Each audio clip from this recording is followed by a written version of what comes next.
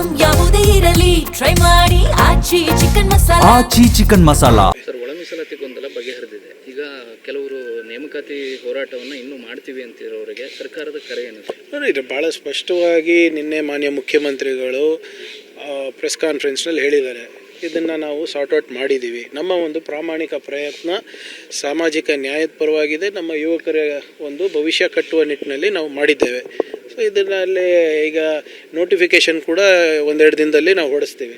ನಮ್ಮ ಮನವಿ ಏನು ತಮ್ಮ ಮುಖಾಂತರ ಅಂದರೆ ನಮ್ಮ ಯುವಕರಿಗೆ ನೋಟಿಫಿಕೇಷನ್ ಹೊಡಿಸೋದ್ರಲ್ಲಿ ದಯವಿಟ್ಟು ಎಲ್ಲರೂ ಓದಿದ ಮೇಲೆ ಗಮನ ಕೊಡಿ.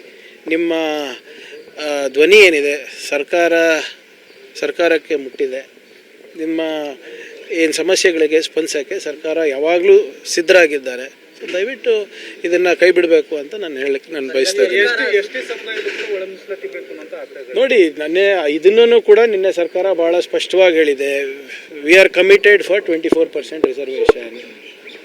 ಈಗ ಅದನ್ನು 6% ಬ್ಯಾಕ್ಲಾಗ್ ಅಂತೂ ಇಡ್ತಾ ಇದ್ದೀವಲ್ಲ, ಸೊ ಅದನ್ನು ಕೂಡ ಸ್ಪಷ್ಟವಾಗಿ ಹೇಳ್ತಾ ಇದ್ದೀವಲ್ಲ. ಇವಾಗ ಕೋರ್ಟ್ ನಿರ್ಧಾರ ತಗೊಂಡ ತಕ್ಷಣ ಅದನ್ನು ಕೂಡ ಅವರು ಕೋರ್ಟ್ ನಿರ್ದೇಶನ ಏನು ಕೊಡುತ್ತೆ ಅದ್ರ ಪ್ರಕಾರ ನಾವು ನಡ್ಕೋತೀವಿ.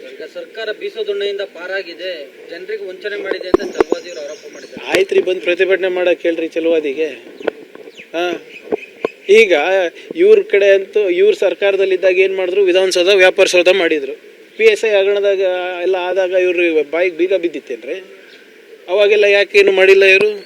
ಈಗ ಇವರೆಲ್ಲ ಮಾಡಲಾರ್ದ ಕಾರಣ ತಾನೇ ಅವರು ಸರ್ಕಾರದಲ್ಲಿ ಇಲ್ಲ. ಇವತ್ತು ಯುವಕರ ಭವಿಷ್ಯವನ್ನು ಇವರು ಮಾರಾಟಕ್ಕೆ ಇಟ್ಟಿದ್ದಕ್ಕೆ ತಾನೇ ಇವತ್ತು ಯುವಕರೆಲ್ಲರಿಗೂ ಇವರಿಗೆ ವಿರೋಧ ಪಕ್ಷದಲ್ಲಿ ಕೂಡಿಸಿರೋದು.